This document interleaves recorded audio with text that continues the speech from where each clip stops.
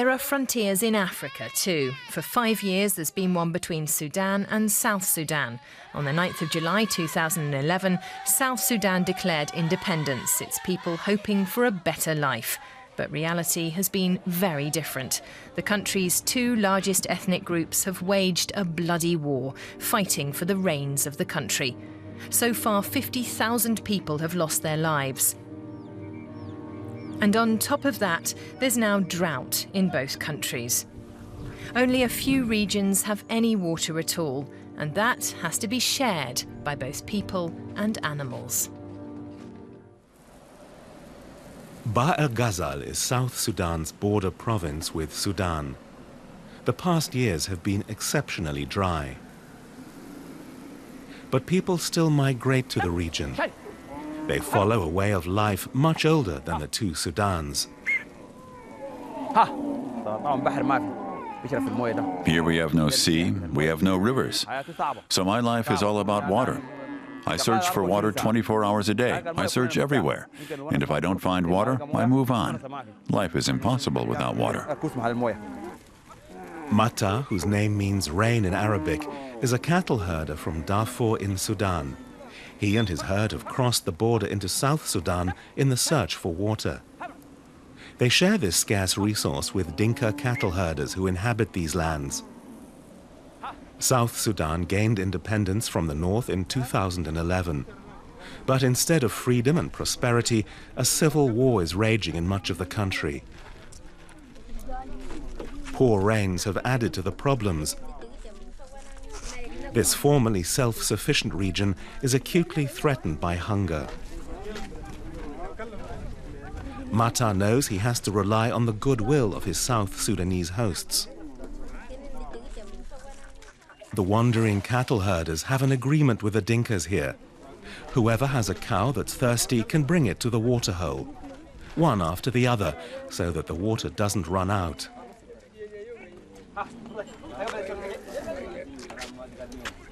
Mata wants to stay here until the rains return in his home region in Sudan. His uncle Ahmed keeps an eye on Mata because he knows Mata can get rather obsessed with his work. He spent the whole night here. He didn't sleep. And if he doesn't sleep, his vision gets affected. For our journey, it is very important to get some rest. Look at his eyes. He's always rubbing them. He didn't have any breakfast. Mata knows that times are tough. There are war and hunger and almost no economic opportunities. His cattle are all he has. I chose this way of life because it's what I know. I can't read. I never learned how to use a pen. But here I can manage everything. If I need food, I get it from the cows. Anything I need, even my shoes, I get it from the cows. Cattle are a crucial resource for the people of this region. In the midst of chaos, they're a safe investment. Keeping the herds healthy is of utmost importance. Mata's calves need to be vaccinated against bovine tuberculosis, anthrax, and other contagious diseases that could wipe out an entire herd. It's grueling work for both men and animals. Our cows don't behave like Dinka cows, which are used to people. Ours are shy. They live in areas where they rarely encounter people. And here there are lots of people.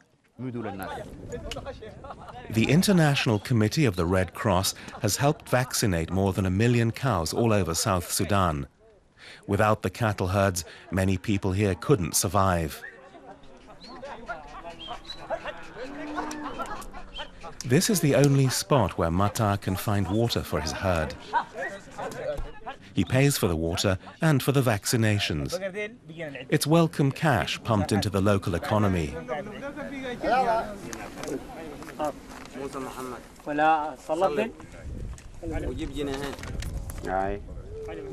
This exchange between former foes may bring some sort of stability to this troubled region. In the end, cattle herders will always follow the water, whether there's a border or not. Well, this border issue belongs to the state. We're not afraid of that. We depend on God and walk. We have some debates with people every now and then, but we deal with that amongst ourselves. We always reach a solution in the end. We care only about water and cattle. This is the only life we know.